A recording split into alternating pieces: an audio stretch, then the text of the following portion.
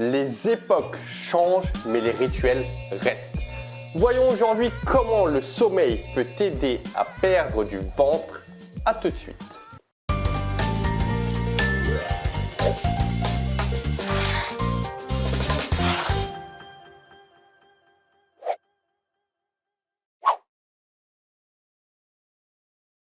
Sans plus tarder, le planning de la vidéo. Dans un premier temps, je vais te montrer 5 façons par lesquelles le sommeil, un bon sommeil va t'aider à perdre du ventre. Et dans un second temps, on va voir 4 façons que je vais te donner pour que tu puisses améliorer ton sommeil. En tout cas, je te souhaite la bienvenue sur cette vidéo. Peut-être que tu me découvres, peut-être que ça fait déjà plusieurs mois que tu visionnes mes vidéos. Je m'appelle Al Kukovic et sur cette chaîne, je te parle de nutrition, je te parle de perte de graisse et je te parle de santé. Donc si ces notions elles t'intéressent, si toi tu es motivé quand tu entends quelque chose à passer à l'action, du coup je te souhaite la bienvenue sur la chaîne et je t'invite à aller en bas à droite et t'abonner aux futures vidéos. Et également à mettre, il y a une cloche en dessous sur YouTube, de cliquer sur la cloche, comme ça tu es prévenu dès qu'il y a une nouvelle vidéo qui est publiée. Relaxe-toi sur la vidéo, tu vas voir ce qu'on va voir, c'est très intéressant, ça va être un peu dense donc il va falloir que tu te concentres. Concentre-toi et on voit la première chose, c'est que les époques changent, mais les rituels restent. Ce que je veux dire, c'est que dans ta vie, dans tes habitudes, dans ton quotidien, tu as des rituels. Lorsque tu vas te doucher, lorsque tu te lèves le matin, lorsque tu vas au travail, tu as des rituels qui ne changent pas malgré le temps, malgré le fait que tu vieillisses, tu as toujours les mêmes habitudes, comme un peu le soleil qui se lève, qui est au zénith et qui se couche. Bah toi, c'est pareil dans ta vie et on va y revenir un peu plus en profondeur dans la vidéo. 5 façons dont le sommeil va t'aider à perdre du ventre. Alors déjà, avant toute chose, il faut savoir que je fais cette vidéo parce que tu me l'as demandé. J'ai fait une vidéo dernièrement sur les 5 astuces pour perdre du poids naturellement et tu m'as demandé. Et je trouve que c'est très pertinent de ta part parce que le sommeil, on le néglige et tu le négliges peut-être. Sache que le sommeil est aussi important que l'alimentation pour perdre du poids. Et même plus que l'activité physique. Mais tu sais comment ça se passe, le sommeil, on le prend un peu pour acquis parce que le sommeil, il n'y a rien de compliqué. Tu t'allonges, tu comates et voilà, tu as fait tes heures de sommeil. Peu importe si tu as dormi 1 heure de plus, 1 heure de moins, si tu es fatigué, bref. On l'a pour acquis alors que pourtant, c'est une notion très importante et moi, je suis le premier concerné. Je dis ça, mais voilà, il y a quelques mois en arrière, la quantité de sommeil, j'y faisais pas trop attention, du moins, je l'avais mise à l'écart. Pourtant, on va voir donc les 5 notions que je t'ai notées. La première chose qui est importante, c'est qu'un bon sommeil va mieux réguler ta faim. Il faut que tu comprennes que tu le veuilles ou non, c'est tes hormones qui sont des substances qui sont à l'intérieur de ton corps qui décident de ton appétit. Okay? Et il faut savoir que lorsque tu as un manque de sommeil, il y a des études qui ont été réalisées, dont une que je t'ai notée et que j'ai trouvée qui date de 2001 sur 1024 personnes, qui ont montré, qui ont fait une conclusion très claire, et ce n'est pas la seule étude, c'est qu'un manque de sommeil, une déficience dans ton sommeil va augmenter tes taux d'une hormone qui s'appelle la gréline. Alors, concentre-toi bien, cette hormone, la gréline, je vais t'afficher un schéma d'ailleurs, tu vas voir dans ce schéma que moins tu vas avoir de sommeil, plus cette hormone va être élevée. Et ce qui se passe lorsque cette hormone, elle est haute dans ton corps, lorsqu'elle est élevée, ça va ouvrir ton appétit et tu vas manger. Et bien sûr, quand tu vas avoir l'appétit, tu vas avoir ces fringales, ces envies de grignotage. Bien sûr, tu ne vas pas manger des carottes. Généralement, tu auras envie de manger quelque chose de sucré. Et du coup, c'est quelque chose que tu ne contrôles pas parce que c'est du grignotage. C'est quelque chose qui est à l'intérieur de toi. Donc, même si mentalement, tu dis non, je sais que je n'ai pas beaucoup dormi, je vais faire attention à mon alimentation, ton système hormonal est déréglé, et tu auras envie de manger et tu vas manger puisque tu n'auras plus cette sensation, cette régulation dans ton corps. Tout ça pour dire que tu vas manger davantage et du coup, tu vas potentiellement prendre du gras et notamment au niveau du ventre. Deuxième des études, c'est qu'un bon sommeil va t'aider à perdre du gras. Et cette chose-là, c'est clairement admis. Okay, il y a une étude que je vais te mettre juste ici qui date de 2013 et qui a clairement mis en relation l'obésité et le manque de sommeil. Ce qui veut dire que plus tu vas faire attention à la quantité de ton sommeil, plus tu vas éloigner de toi tes chances d'être en surpoids et d'être obèse. Et cette étude, elle n'est pas isolée parce qu'il y a de nombreuses études, dont sur les enfants. Donc si tu as des enfants, fais attention à qu'ils aient leurs heures de sommeil parce que ça va potentiellement les faire grossir. troisième des manières dont le sommeil va t'aider à perdre du ventre, c'est que ça va offrir un bon sommeil, un environnement propice à ton corps pour perdre du gras. Il faut que tu saches que lorsque tu manques de sommeil, ça va stimuler dans ton corps une hormone qui s'appelle la cortisol. Et la cortisol, c'est quoi? C'est l'hormone du stress. Lorsque cette hormone elle est stimulée dans ton corps, comme ça de manière régulière, qu'est-ce que ça va faire? Ça va élever ta glycémie. Tu vas avoir un taux de sucre sanguin élevé dans ton sang. Du coup, c'est très néfaste puisque ça va te faire potentiellement prendre du gras. Qu'est-ce que ça va faire d'autre? Ça va t'empêcher de brûler du gras. Ok? Ça va t'empêcher, ça va garder. Et encore pire, c'est que ton corps va se mettre en mode stockage. C'est-à-dire, dès que tu vas lui apporter de la nourriture un petit peu en excès, boum, directement, il va stocker ça. Et en plus, au niveau de ta graisse abdominale.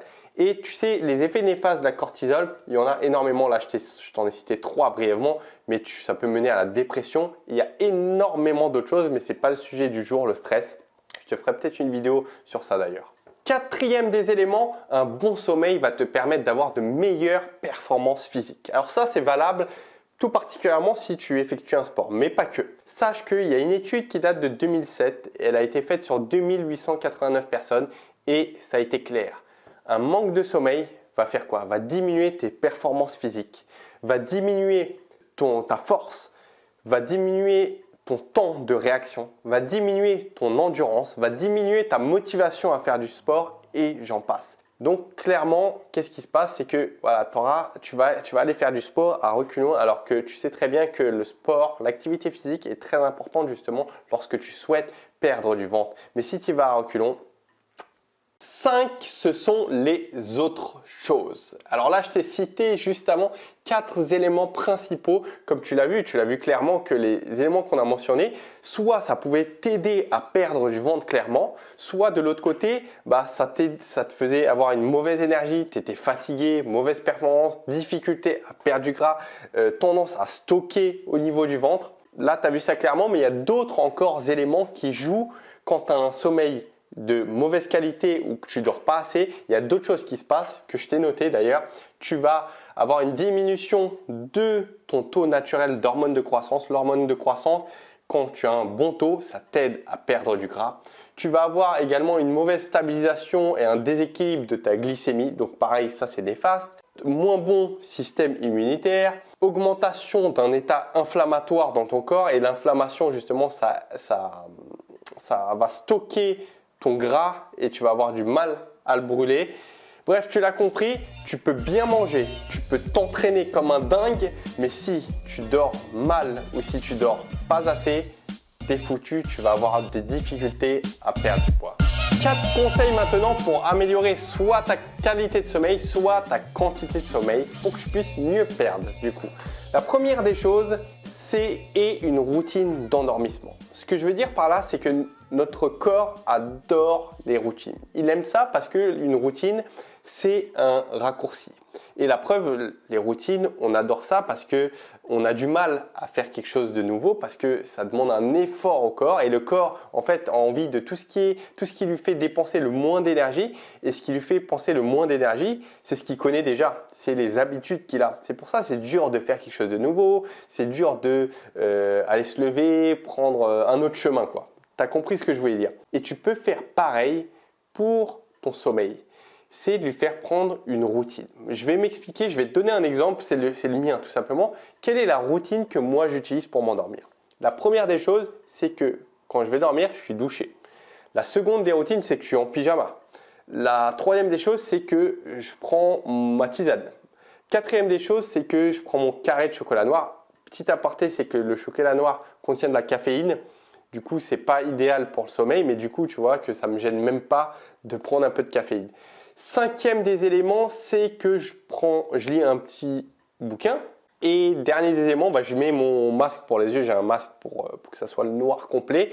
Et du coup, j'ai ces 6 éléments de routine. Je crois que j'ai rien oublié. Et ça, je peux te dire qu'avec ces éléments, je m'endors directos en 2 minutes chrono. Et ce que je t'invite à faire, c'est de toi réfléchir.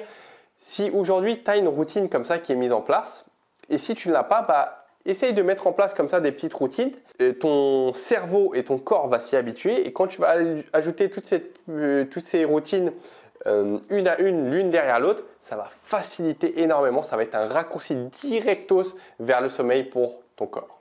Deuxième des conseils, c'est de stopper la télé et de stopper l'ordi avant d'aller dormir. Parce que tout simplement, les écrans en fait, de la télé et de l'ordi vont émettre des lumières bleues. Et ce qui se passe avec la lumière bleue, c'est que ça va dérégler ton rythme circadien. Circadien, c'est tout simplement le jour, nuit, c'est le rythme normal. Et que va comprendre ton corps? Ton corps, il ne comprend pas qu'il y a un ordi en face. Il comprend qu'il y a de la lumière bleue. Et cette lumière bleue, ça va être synonyme pour lui de journée. Il va penser que c'est la journée.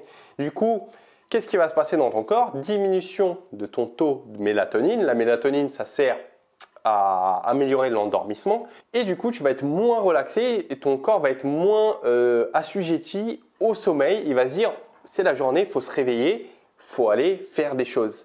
Alors que toi, tu essayes de t'endormir. Donc, ce que je te conseille, c'est tout simplement d'éliminer tout ce qui est écran de TV, écran d'ordi, 2 heures, c'est ce qui est dit, d'accord? C'est les études qui disent ça, c'est 2 heures plus ou moins avant d'aller dormir.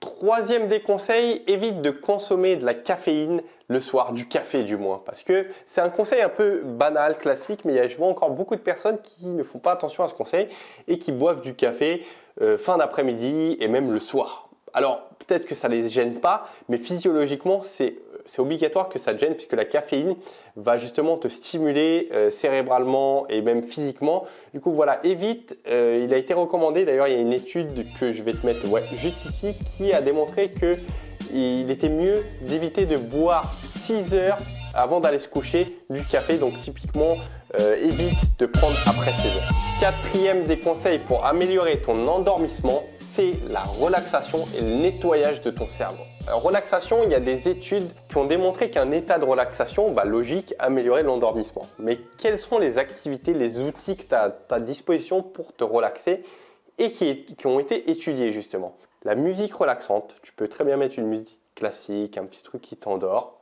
Ou tu sais, il y a des applications qui mettent du bruit de fond, la mer, les oiseaux, tout ça. Donc tu peux utiliser ça, les massages, la lecture et la respiration profonde. Voilà, c'est des techniques, des outils que tu as à ta disposition pour améliorer ton endormissement. Donc profites-en. Il y a autre chose qui est intéressant, c'est le nettoyage du cerveau. Et là, note bien cette astuce qui est très importante. Lorsque on réfléchit, lorsque tu as une idée, lorsque tu penses à demain, qu'est-ce qui va se passer? On fait tout ça quand on va s'endormir, on pense à un truc, tout ça. Et en fait, lorsque cette idée te travaille, ça t'évite, ça t'empêche de t'endormir. En fait, le cerveau, il est bien conçu, c'est que quand tu as quelque chose en tête, il va te le rappeler. En fait, il va t'envoyer des bips comme ça. Sauf que ça, quand tu vas dormir, c'est surtout pas ce que tu as envie, c'est d'avoir des bips qui te réveillent. Donc moi, ce que je te conseille de faire, c'est d'avoir ton téléphone pas très loin ou d'avoir encore mieux un agenda à côté de toi. Moi, j'utilise le téléphone. Et comme ça, si tu penses à un truc, boum, tu prends, tu notes. Tu sais que tu vas le relire demain. Et du coup, ça ne va pas te gêner dans ton sommeil. Donc, écris tout, soit un bloc-notes, soit un agenda, soit ton téléphone. Et comme ça ne va pas te faire des bips de rappel pour t'empêcher de dormir. Les époques changent, mais les rituels restent. En début de vidéo, je t'ai dit que le soleil avait un rythme naturel. C'était celui de se lever, ou du moins, c'est plutôt la Terre qui tourne autour du soleil, donc c'est l'inverse. Mais voilà, ça se lève, c'est au zénith, ça se couche. C'est comme ça chaque jour de ta vie, ça sera toujours comme ça. Et moi, la réflexion que je veux t'amener à faire, c'est aujourd'hui, quels sont tes rituels du sommeil? Quand tu avais 10 ans, quand tu avais 20 ans, quand tu avais 30 ans, peut-être tu ne les as pas encore, peut-être 40 ans à 50 ans, il est bon que tu gardes certains rituels et notamment dans ton endormissement. Donc si aujourd'hui tu ne prêtes pas attention à ça, réfléchis-y et dis-toi quelles sont les choses que tu peux ajouter pour mieux t'endormir, quelles sont les choses que tu peux enlever pour mieux t'endormir. Je t'invite à faire cette réflexion et mets-le en commentaire. Qu'est-ce que tu penses modifier, qu'est-ce que tu penses ajouter ou enlever dans ton sommeil? Merci pour ton attention sur cette vidéo. J'ai pas mal de choses à te dire, donc reste attentionné. La première des choses, c'est que là, on a traité le sujet du sommeil, mais le sujet est très vaste quand même du sommeil. Et tu as peut-être des questions là, au moment où je te parle. Du coup, je t'invite à aller en commentaire YouTube juste en dessous et tu me poses ta question. C'est la première des manières de faire. Sinon, depuis peu, j'ai mon compte Instagram sur lequel je réponds, je fais des petites vidéos comme ça de conseils. Donc, si tu as une question par rapport au sommeil, je peux te répondre éventuellement sous format vidéo de 1 minute sur Instagram. Pour trouver le lien, c'est juste en dessous dans la description, tu vas trouver le Instagram.